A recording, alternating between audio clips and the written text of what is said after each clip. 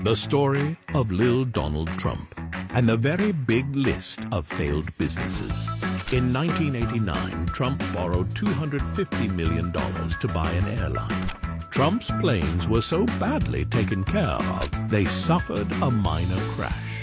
Lil Donnie, of course, blamed the previous owners. It went out of business in just 2 years. Lil Donnie tried to open a bottled water company. He lied and told people it was the purest water from a secret spring. It was tap water from Pennsylvania. The company collapsed in 2010. Trump, the board game. Donald tried to sell his board game with Milton Bradley, who sold so few copies they pulled it from the shelves in 1989. Later, Trump tried to re-release it during The Apprentice and sold even fewer. Trump Mortgage LLC ceased operations in 2007. GotTrump.com, a travel site, ceased operations in 2007. Trump Steaks, a brand of steak and other meats, discontinued sales 2 months after its launch. TrumpNet, a telephone communication company, ran out of money before it even launched. Trump Tower Tampa turned out to be a scam, but Trump walked away with millions. Trump University was an utter criminal disaster that scammed thousands out of their money. Trump Vodka failed due to a lack of sales. Trump Fragrances was pulled from shelves for extraordinarily low sales. Who the fuck wants to smell like a full 2-day-old diaper anyway? Trump Mattresses shut down for low sales. Lil Donnie's casinos were utter disasters. The Trump Castle and Marina bankrupt and sold. Trump Plaza Hotel bankrupt, closed and demolished. The Trump World's Fair bankrupt and demolished. Trump 29 in Coachella? He was kicked out of that one for incompetence. It's also worth noting that at this time, Trump was removed from control of the company. He agreed to step down quietly, but that damage was done. Yet during his time as chairman, he took the stock of the company from $35 a share down to 17 cents. Because little Donnie Trump's only claim to fame, that he's a good business boy, is also one of his biggest lies. On Kamala becoming the presidential nominee, I'm going to confess, I wasn't too happy about that. But I'm all in now. I'm 100% now for this reason. This representative from Tennessee, sorry, Connie, from Tennessee, he called her a DEI candidate. And then they start calling her colored. Then they start calling her out of her name. And as a black man, I can't let no white man talk about no sister like that. And I not take offense to it.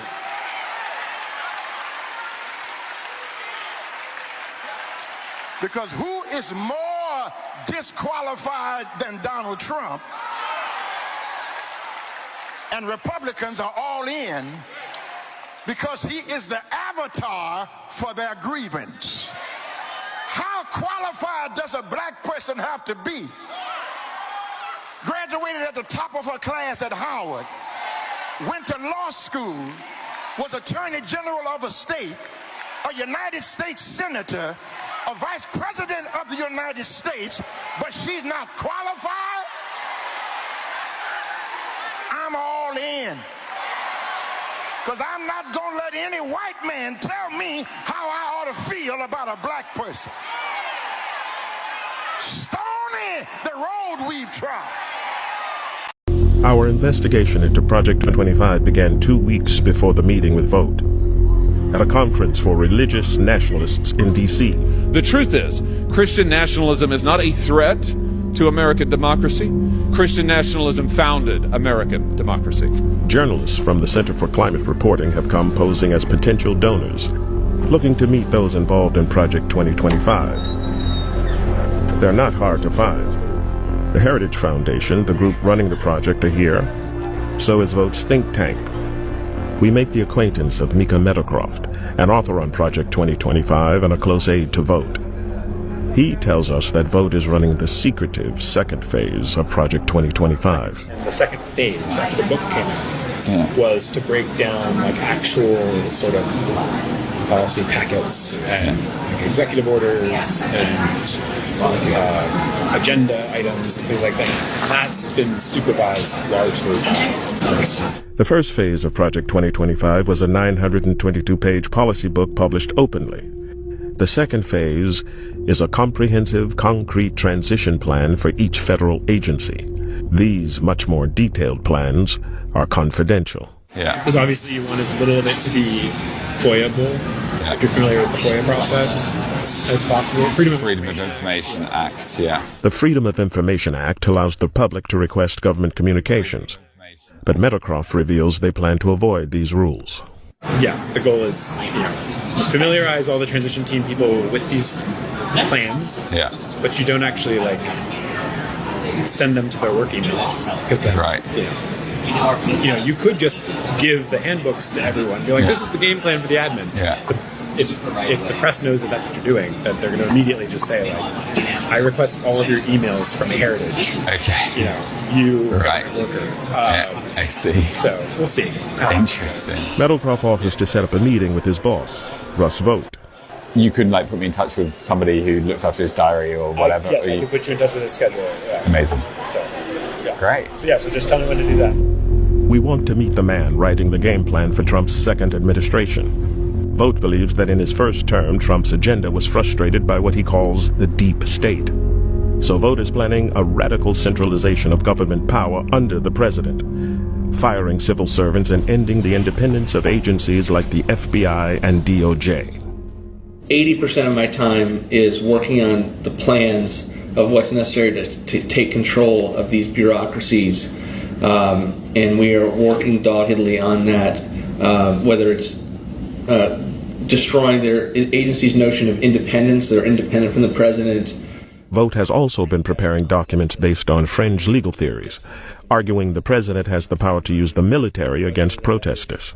George Floyd obviously was not about race. It was about destabilizing the Trump administration.